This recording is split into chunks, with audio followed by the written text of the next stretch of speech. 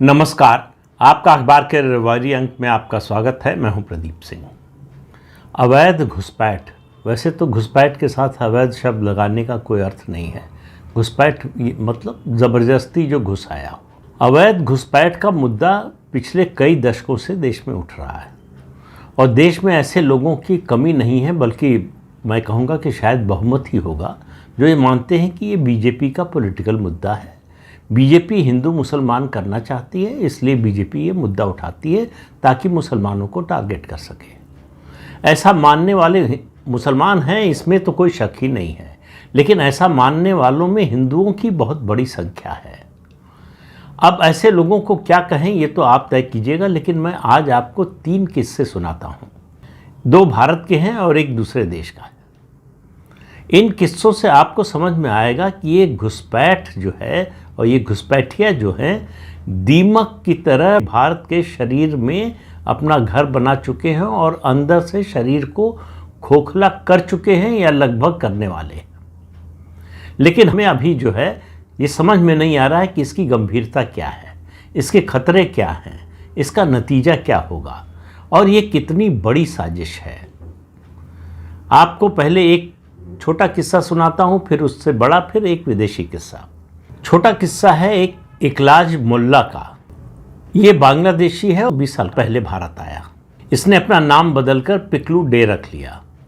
ये बड़ी अजीब सी बात है कि ज़्यादातर जो घुसपैठिए हैं वो बांग्लादेश से जो आते हैं वो बंगाल में आते हैं, शायद भाषा के कारण, और उसके अलावा वहाँ का जो तंत्र है वो सहायक है, इसके कारण भी, और आना आसान है। बात होती है और सरकार कर भी रही है बॉर्डर फेंसिंग की, बांग्लादेश के साथ जो बॉर्डर लगता है, लेकिन कई ऐसे इलाके हैं जहां फेंसिंग करना भी मुश्किल है। फिर दूसरी समस्या ये है कि स्थानीय पुलिस बीएसएफ का समर्थन नहीं करती, सपोर्ट नहीं करती है। लेकिन ये इन कारणों की बात इनमें अभी नहीं जाना चाहते। अभी ये किस्सा बताता हूँ। ये इकलाज मोल्ला जो है उसका 20 साल पहले आया। इसने सारे आइडेंटिटी कार्ड बनवा लिए, अपना आधार कार्ड बनवा लिया, वोटर आई कार्ड बना लिया, पैन कार्ड बनवा लिया और उसके बाद पासपोर्ट भी बनवा लिया। और पासपोर्ट बनवाकर वो कुवैत चला गया नौकरी करने। और कुवैत नौकरी करने गया, वहाँ नौकरी कर रहा था कई साल से, तो इसका पासपोर्ट जो है वो एक्सपायर होने वाला था। कुवैत की जो मिनिस्ट्री ऑफ फॉरेन अफेयर्स है उसके ज़रिए इसने अपने पासपोर्ट को रिन्यू करा लिया। हिम्मत बढ़ गई, पैसा आ गया। ये लौट कर आया बंगाल और कोलकाता में इसने प्रॉपर्टी खरीदी और उसके बाद अपने परिवार को बांग्लादेश से लाने वाला था। प्रॉपर्टी रजिस्ट्रेशन के समय शक हुआ, वहाँ से फिर जांच शुरू हुई। तब पता चला कि ये बांग्लादेशी घुसपैठिया है। 20 साल से ये भारत में था और भारत से कुवैत नौकरी करके आ गया, पैसा कमा के आ गया और एक तरह से भारतीय बन गया और परिवार को लेकर आने में सफल हो गया होता तो इसके सारे परिवार के सदस्य भारतीय हो जाते। दूसरा किस्सा सुनिए, वो और भी इंटरेस्टिंग है। आपको समझ में आएगा कि हो क्या रहा है, किस तरह की रणनीति के तहत भारत के दुश्मन काम कर रहे हैं, किस तरह से भारत की डेमोग्राफी को बिगाड़ने की कोशिश हो रही है। बिगाड़ना हमारे आपके लिए और सुधारना उनके लिए। वो भारत में शरिया का राज लाना चाहते हैं। इसके लिए ज़रूरी है कि एक थ्रेशोल्ड पहुँचे उनकी आबादी का, वहाँ तक पहुँचे तो मांग करें शरिया का कानून बनाने की, शरिया के मुताबिक चलने की। अभी पश्चिम बंगाल में 2 जिलों के बारे में तो खबर आ ही चुकी है। वहाँ के स्थानीय नेताओं ने घोषणा कर दी कि हमारी आबादी जो है इतने % हो गई है, अब यहाँ जो है शरिया का राज चलेगा। ये तब है जब भारत का संविधान लागू है, जब भारत में 78% से ज़्यादा हिंदू रहते हैं, तब ये हो रहा है। आप कल्पना कीजिए इनकी संख्या बढ़ जाएगी तो क्या होगा। अब दूसरा किस्सा सुनिए मध्य प्रदेश का। मध्य प्रदेश में एक पलाश अधिकारी नाम के व्यक्ति को बांग्लादेशी होने के संदेह में मध्य प्रदेश की पुलिस ने पकड़ा। तो उसने दस्तावेज दिखा दिया। उसके पास पैन कार्ड था, उसके पास आधार कार्ड था और उसके पास जो है वोटर आई कार्ड था। सब उसने पहचान पत्र जो भी प्रमुख रूप से होते हैं सब दिखा दिया और कहा कि मैं हिंदू हूँ और भारतीय हूँ। मामला पहुँच गया अदालत में। अदालत ने कहा कि इसके दस्तावेज दिखाओ, दस्तावेज दिखाए गए। तो आधार अथॉरिटी को, इनकम टैक्स को पैन कार्ड के लिए और चुनाव आयोग को उसका जो वोटर आई कार्ड था उसके लिए जांच के लिए भेजा अदालत ने, और पाया गया कि उस तीनों जो आइडेंटिटी है उसकी वो सही है, उनके रिकॉर्ड्स में दर्ज है वो। अब आप देखिए, अब इतने पर ही अगर अदालत रुक गई होती तो उसका कुछ नहीं होता। भले ही पुलिस संदेह करती रहे, पुलिस को उसे गिरफ्तार करने या उसके खिलाफ मुकदमा चलाने का कोई अधिकार नहीं होता। लेकिन अदालत में जो भी जज, मुझे मालूम नहीं कि किस जज की कोर्ट में मामला था, उन्होंने समझदारी दिखाई। शायद उन्हें देश की चिंता थी, शायद उन्हें ये मामला गंभीर लगा, शायद उन्हें देश की एकता अखंडता की चिंता थी, देश की सुरक्षा की चिंता थी। बिना इसके जिस हद तक वो गए वहाँ तक कोई जाता नहीं है। तो उन्होंने कहा कि जरा पीछे जाते हैं, और 2002 का SIR जो हुआ था उसके रिकॉर्ड मंगवाया, और इसने बताया था कि इसके पिता का नाम रमेश अधिकारी है और वो पश्चिम बंगाल के मालदा जिले के रहने वाले हैं। तो रमेश अधिकारी के बारे में पता किया गया। 2002 में जो SIR हुआ था 2002-2003 में, उसमें रिकॉर्ड में रमेश अधिकारी का नाम था। और लेकिन पकड़ में बात जो आई कि 2002 के रिकॉर्ड में इलेक्शन कमीशन में रमेश अधिकारी के 2 लड़के दिखाए गए। इसने कहा हम 4 भाई बहन हैं, रमेश अधिकारी के 4 बेटे हैं, और उनका नाम बताया। एक तो अपना बताया कि मैं सबसे बड़ा बेटा हूं, मेरा नाम पलाश अधिकारी है। पलाश अधिकारी, सुब्रतो अधिकारी, सोमेन अधिकारी और राहुल अधिकारी, ये 4 बेटे जो है उसने बताए थे। तो और जांच हुई तो पता चला कि 2015 से ये 4 बेटे उनके दिखने लगे रिकॉर्ड में। उससे पहले तक 2 बेटे दिखते थे। उसके अलावा फिर पूछताछ हुई रमेश अधिकारी से कि आप ये राहुल अधिकारी और पलाश अधिकारी को जानते हैं? उन्होंने कहा नहीं, मैं नहीं जानता हूँ, मेरे 2 ही बेटे हैं, सोमेन अधिकारी और सुब्रतो अधिकारी। सुब्रतो अधिकारी जो है बड़ा पुत्र है, जिसका जन्म 1995 में हुआ, और जो छोटा पुत्र है सोमेन अधिकारी, उसका जन्म 1997 में हुआ, और रमेश अधिकारी की शादी 1993 में हुई। अब ये जो पलाश अधिकारी नाम का व्यक्ति था, अपने को रमेश अधिकारी का बेटा बता रहा था, अपनी उम्र 42 साल दिखाई थी रिकॉर्ड में। इसका मतलब हुआ कि रमेश अधिकारी की शादी से 10 साल पहले ये पैदा हुआ था। तो शक हुआ, तो पूछताछ में थोड़ी कड़ाई की गई। तब पता चला इसका असली नाम शेख मोइनुद्दीन था। ये खुलना बांग्लादेश का रहने वाला था क्या है, वहीं का रहने वाला है, और ये अवैध तरीके से भारत में घुसा। इसने सारे जो है पहचान पत्र बनवाए और मजदूर के रूप में काम करने लगा। लेकिन दरअसल इसका काम था रेडिकलाइजेशन, यानी युवाओं का मन परिवर्तन, उसके बाद धर्म परिवर्तन, ये काम इसका था। और ये 10 साल से भारत में रह रहा था। पुलिस अभी इसके दूसरे साथी या तथाकथित भाई राहुल की तलाश कर रही है। अब इस तरह की घटना से आप अंदाज़ा लगाइए कि इस देश में फर्जी दस्तावेज बनवाना जो जेन्युइन लगे, वास्तविक लगे, कितना आसान है। तो ये बात केवल एक सरकार की, चाहे राज्य सरकार हो या केंद्र सरकार है, उसकी नहीं है, ये हमारी आपकी बात है। समाज में जो हो रहा है, 3-3, 5-5, 7-7, 10 हज़ार रुपये लेकर जन्मतिथि प्रमाण पत्र बनाए जा रहे हैं और थोक में बनाए जा रहे हैं, और इस तरह के आइडेंटिटी डॉक्यूमेंट बनाए जा रहे हैं। एक पूरा तंत्र है जो वहाँ से बांग्लादेश से आने से पहले जिसके संपर्क में ये लोग होते हैं, बॉर्डर पर इनको लिया जाता है, फिर अलग अलग जो है प्रदेशों में, अलग अलग शहरों में भेजा जाता है।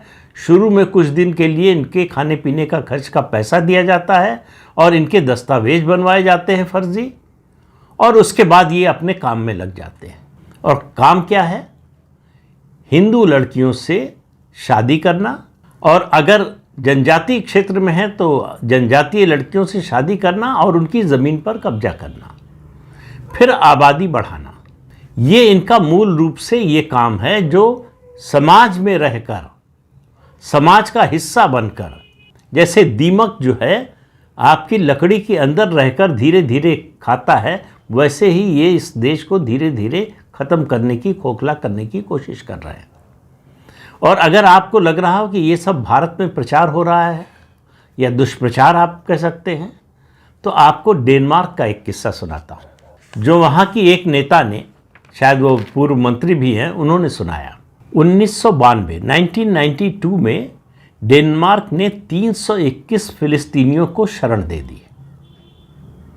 ये हमेशा याद रखिए, शरण उस देश में मांगते हैं जो नॉन मुस्लिम है। किसी भी इस्लामी देश में ये शरण मांगने नहीं जाते। 56-57 देश हैं इस्लामी, लेकिन कोई भी मुस्लिम शरणार्थी उन देशों में शरण के लिए नहीं जाता, क्योंकि इनका मजहब इनको सिखाता है कि वहाँ जाओ जहाँ तुम्हारी जनसंख्या नहीं है या बहुत कम है, और वहाँ जाके अपना विस्तार करो और फिर एक दिन उस देश पर, उस शहर पर अपना कब्जा करो। तो डेनमार्क ने, जो यूरोप की बहुत सी सरकारों ने गलतियाँ की हैं, जिसका नतीजा, जिसका खामियाजा आज वो भुगत रहे हैं, उन्होंने एसाइलम दे दिया, दया दिखाई, मानवता दिखाई। मानवाधिकार की बड़ी चिंता होती है यूरोप के बहुत से देशों को, उसका भी नुकसान आज उठा रहे हैं। आज उनको पता चल रहा है कि ये सब करने का नतीजा क्या होता है। आज उनका देश, उनकी संस्कृति ही नहीं, उनकी छोटी बच्चियां खतरे में हैं, खास तौर से इंग्लैंड में। ये जो ग्रूमिंग गैंग है, आप देखिए नाम कैसा दिया है, ग्रूमिंग गैंग। दरअसल ये बलात्कार का सुनियोजित संगठन है, जिसको एक तरह का सरकारी संरक्षण प्राप्त है। पुलिस इनके खिलाफ कोई कार्रवाई नहीं करती और इनके खिलाफ किसी की बोलने की हिम्मत नहीं होती। और ब्रिटेन के लोग, अंग्रेज लोग, जिनका सूरज कभी डूबता नहीं था, ऐसा भी समय था, वो चुपचाप इसको बर्दाश्त करते हैं। हिम्मत नहीं है खड़े होने की, सड़क पर आकर बोलने की। और उनके देश के बड़े बड़े नेता इनको संरक्षण देते हैं। तो डेनमार्क का किस्सा ज़रा आगे सुनिए, तब आपको समझ में आएगा। इनमें से जो ये 321 आए थे, इनमें से 63% को अलग अलग अपराधों के आरोप में इनका कन्विक्शन हुआ। उनमें से 22% जेल हुई, जेल की सज़ा हुई उनको, और 55% को वेलफेयर डिपार्टमेंट के हवाले कर दिया गया। वेलफेयर स्कीम्स का फ़ायदा इनको मिलने लगा, यानी लोगों की गाढ़ी कमाई का, टैक्स का जो पैसा है वो इन पर खर्च होने लगा, जो हमारे आपके देश में भी हो रहा है। इन 321 के 999 बच्चे हुए। असली रणनीति यही है, आबादी बढ़ाने की। 321 के 999 बच्चे हुए। और डेनमार्क जैसे देश में, विकसित देश, इतना सभ्य देश, वहाँ पढ़ाई लिखाई हर तरह की सुविधा है, इनको सारा सरकारी संरक्षण मिल रहा है, सरकारी सुविधा मिल रही है। उसमें ये जो बच्चे पैदा हुए, उनमें से 34% अलग अलग अपराधों में कन्विक्ट हुए, 13% जेल गए और 37% को सरकारी योजनाओं का लाभ मिलने लगा। मतलब एक तरह से कहिए सुधार के कार्यक्रम में चले गए।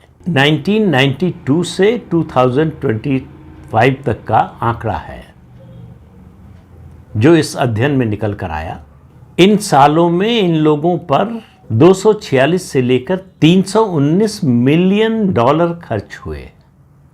मतलब प्रति व्यक्ति लगभग 8 लाख डॉलर खर्च हुए।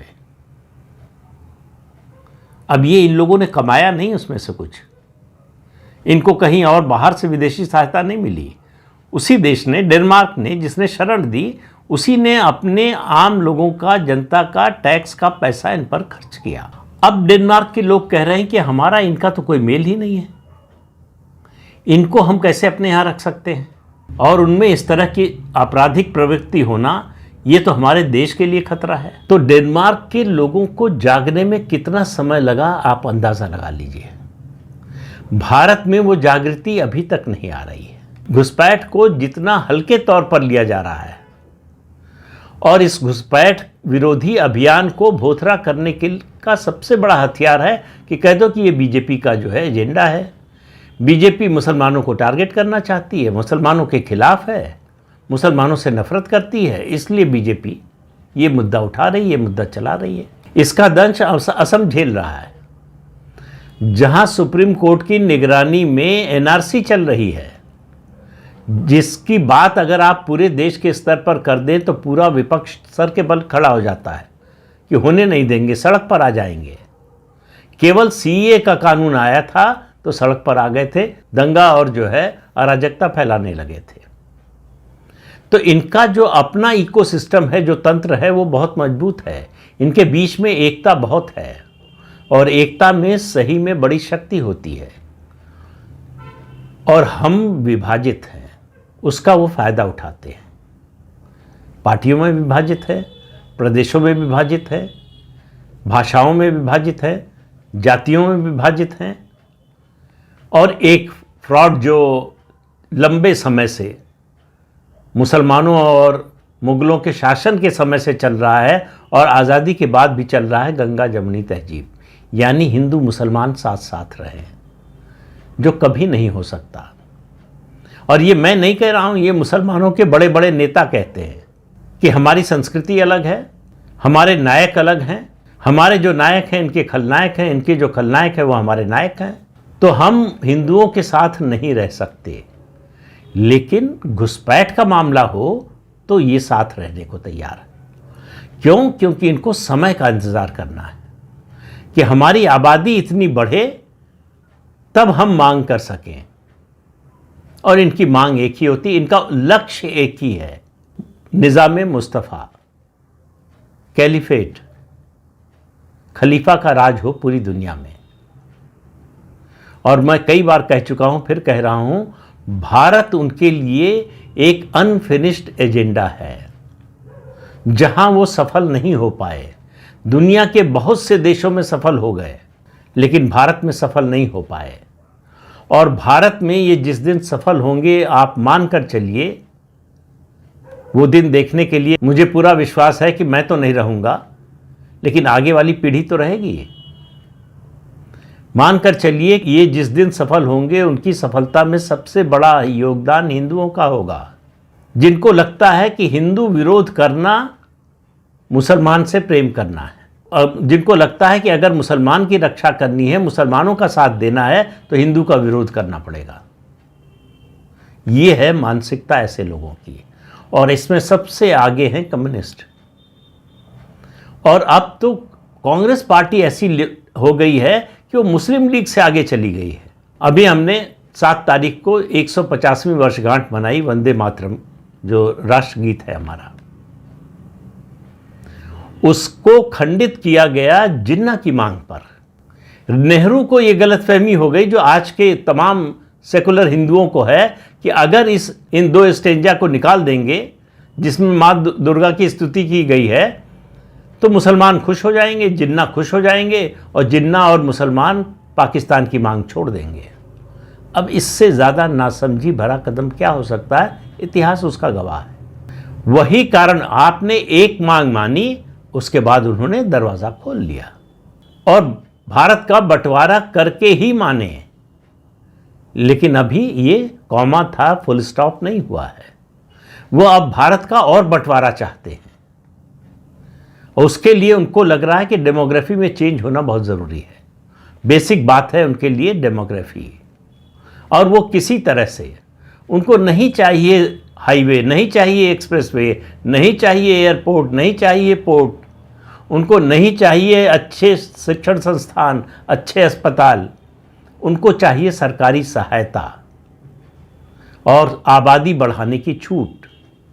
चाहे वो जन्मदर के जरिए हो, 4 शादियों के जरिए हो, तलाक देकर फिर शादी करने की, बच्चियों से शादी करने का अधिकार हो, या फिर बाहर से घुसपैठियों को आश्रय देकर अपनी आबादी बढ़ाने का तरीका हो।